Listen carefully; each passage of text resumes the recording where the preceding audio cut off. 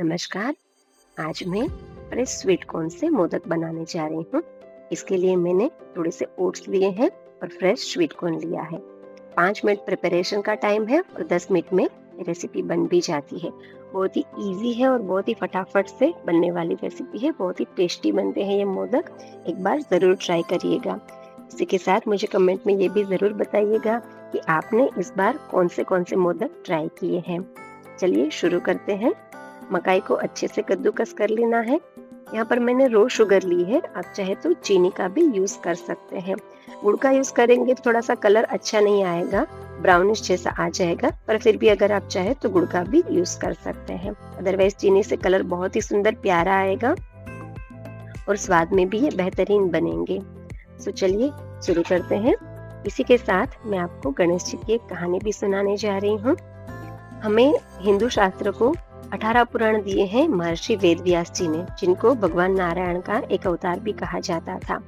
जब वेदव्यास जी ध्यान में बैठते तो उनको भगवान की वो सारी लीलाओं के दर्शन होते जो आज हम अपने पुराणों में पढ़ते हैं। वेदव्यास जी ध्यान में बैठते और उनको वो सारी लीलाएं दिखती, पर उन सारी लीलाओं को लिखने के लिए उन्हें किसी की आवश्यकता थी।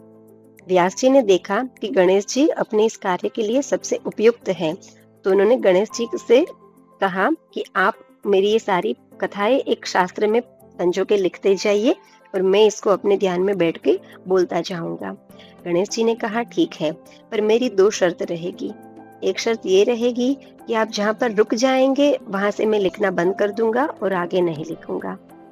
और दूसरी शर्त ये रखी कि अगर कोई चीज़ मुझे समझ में नहीं आएगी, तब भी मैं रुक जाऊँगा। जब वो बात मुझे पूरी तरह से समझ में आ जाएगी, तब मैं आगे लिखना प्रारंभ करूँगा।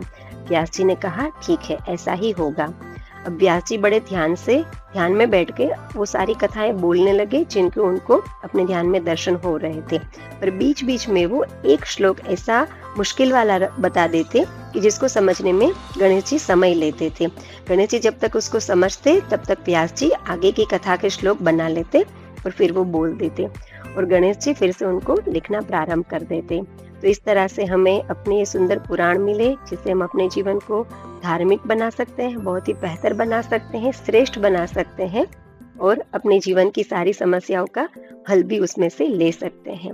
इसी के साथ हमारे मोदक भी रेडी हो गए हैं। देखा कितना जल्दी हमारा मोदक बन गया और स्वाद में भी बेहतरीन बना है। एक बार इस मोदक को ज़रूर ट्राई करिएगा, बहुत ही अच्छे बनते हैं और रेसिपी भी बहुत प्यारी और सुंदर है।